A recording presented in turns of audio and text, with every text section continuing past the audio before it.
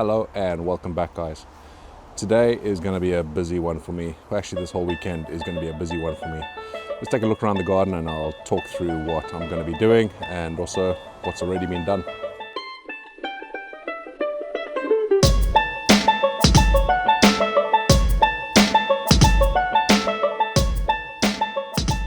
So not a lot looking too different over here, except everything's a bit overgrown. But I will come back to this in just a second because I'll give you a bit of an update of what's going on there.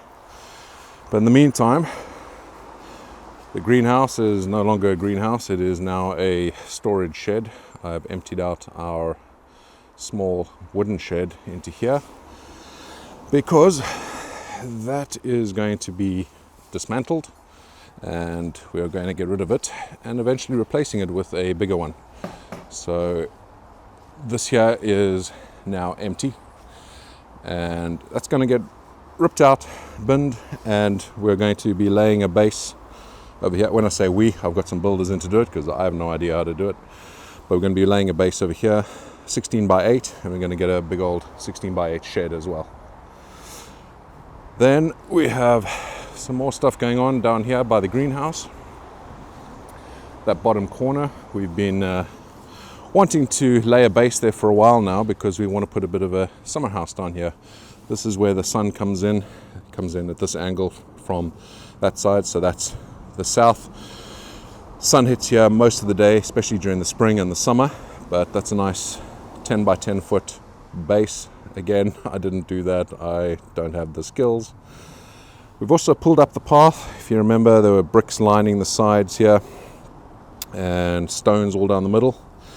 That is gone. That was always going to be a temporary solution, the stones and the bricks, but that is going to be replaced with some new slabs. And then my job for the day, I'm going to be building 3 raised beds, which are going to go inside a polytunnel, which I'm hoping is going to fit in nicely over here. So I've got a bit of work here. I need to pull up these raised beds because these are not making the most efficient use of space, and I want to make sure that the polytunnel is getting a good amount of grow area inside it. So I'm going to be pulling these out. I'm not going to be binning them. We're going to be putting them somewhere else in the garden. I'm not sure exactly where right now, but those are all going to come out. So I need to dig out all the compost here. I'm going to move it over to there, and the actual raised beds themselves, they'll just come up and we'll put them somewhere else in the garden. So I need to prepare this area over here for the new polytunnel.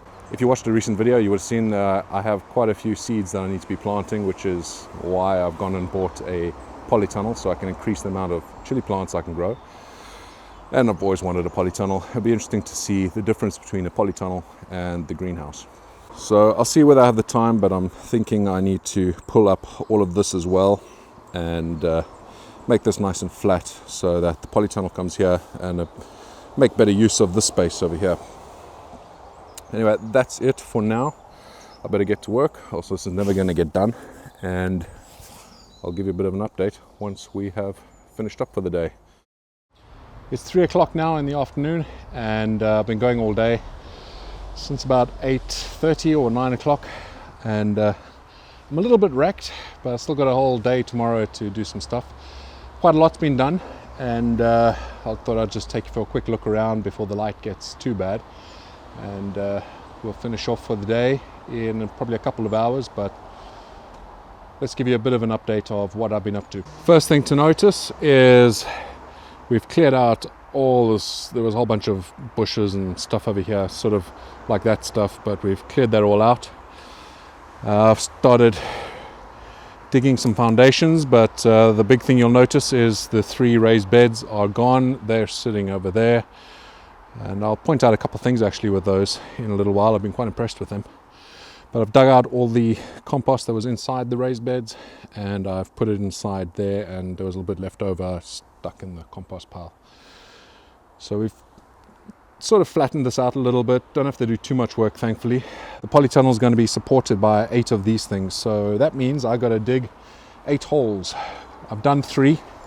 I'm just working on the 4th right now, but we can see it's down there. The hole's about 50 centimeters down, so half a meter. got that corner done, and I've got this corner over here. Where is it? Over here. So that's in there. I need to still tamp it down, just make sure it's all nice and firm. I've just finished doing this one over here, and I'm just starting on this one. So this is back-breaking work. Almost done with that. I've got to make them that sort of width and length. So it's about 40 centimeters across, and that's the size of the hole. And then, like I said, 50 centimeters down. And then I've still got to do another 4 holes. So I'm hoping I will get that done today, if my back can take it. Over here we can see the shed's gone. So that's been pulled apart. It's sitting down there in pieces. But this wasn't me, this was the builders that we have in at the moment. Doing a great job. But here's the base. Ready to get a concrete poured on top of there. And then we can get the shed on there in a couple of weeks' time. I have all the stuff over here that I need for the polytunnel, and I'm hoping I'll get most of it done this weekend. I just got to see how I'm feeling in the morning. I said I was going to point out a couple of things here. So these are the raised beds that I built almost 2 years ago now, and I got asked a lot of questions when I showed the video of how I built them. You know, why am I not lining them with plastic or protecting the wood somehow? But as you can see here, this wood is actually perfectly fine. It's obviously discolored, but it's not rotten. It's not, there's nothing wrong with it whatsoever. Even the stakes that were deep in the ground, none of them broke off when I pulled this out of the ground. So I'll be able to reuse these and probably get another couple of years out of them at least. So definitely check out the video. I'll put it up top of the screen here, how I built these. It's pretty straightforward really, but it was the cheapest way I could do it, and I thought it did quite a great job. Anyway, I need to get cracking with the rest of the holes, and I will speak to you again tomorrow. It's Sunday now, and I got to get started again. I'm very stiff, very sore, but got a bit of work to do today. Made a bit of a mess up yesterday.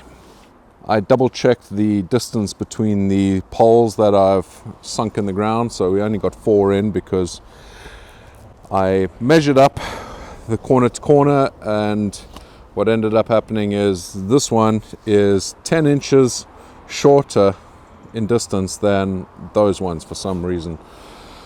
So somewhere I've messed up, and I've got to dig up one of these. So the old adage of measure twice, cut once applies to digging holes as well. I'm hoping that I get the frame up at least today, and hopefully I'm not too broken by this evening. I'll come back to you a little bit later this afternoon, and we'll show you what I actually managed to achieve. I got quite a bit done today. It's getting dark and the sun is going down, so it's time for me to pack up. But I'll take you for a quick look around and see what we actually got done this weekend. There you see it, the frame is up. All the poles have been properly secured in the ground with 1/2 meter holes. They're all at the right distance now, thankfully, and all the metalwork is done. That's me done for the day and for the weekend. Hopefully on the next video we'll have this completed, and we'll be able to take a bit of a tour inside with the finished raised beds, and you can get an idea of what it's going to look like for the next season. But thank you very much for watching, and we'll see you again on the next video. Bye bye for now.